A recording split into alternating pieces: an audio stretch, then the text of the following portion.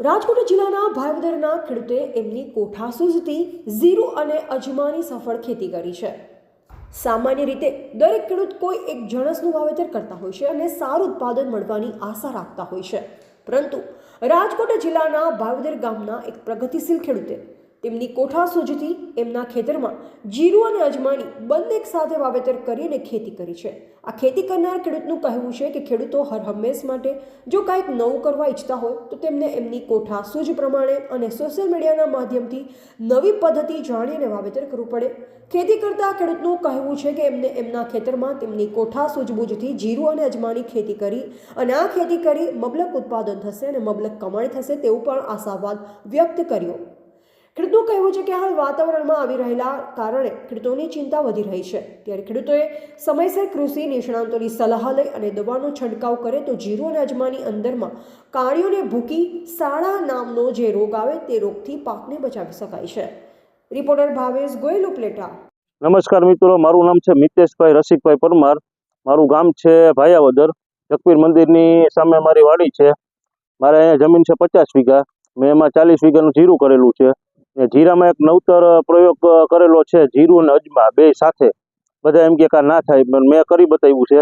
સાથે તમે જોઈ શકો છો, આ અજમાનો છોડ છે ને આ જીરુંનો છોડ છે। 18/11 બેયનું વાવેતર સેમ ડે છે।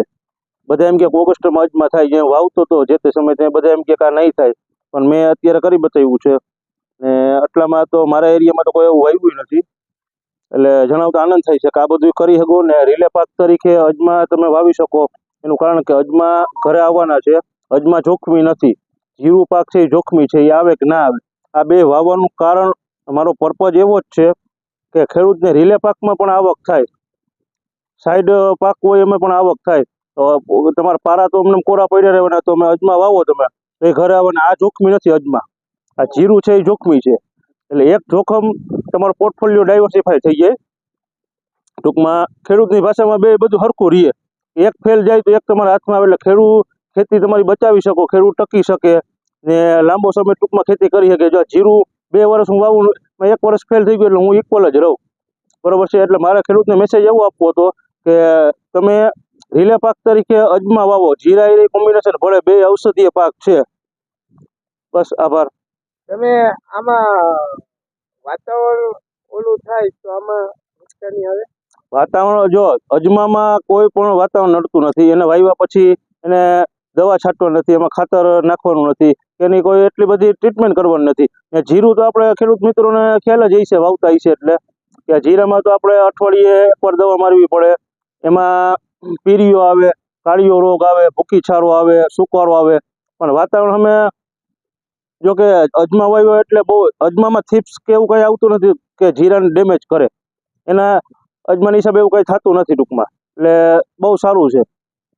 મારું નામ હરેશભાઈ જયંતિભાઈ સતવારા, ભાયાવદર। મારી પાસે 40 વીઘા જમીન છે।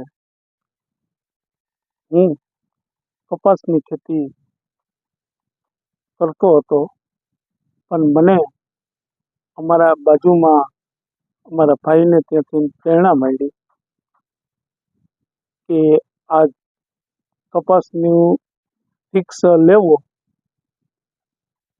તેની જગ્યાએ જમીનમાં આપણે આ જીરું ને સાથે અજમાનો નવતર પ્રયોગ કરેલ છે, એટલે મેં પણ આ પ્રયોગ કરેલ છે ને બીજા અન્ય ખેડૂતોને આ પ્રેરણા લે એટલા માટે આ રિસ્ક લીધો છે।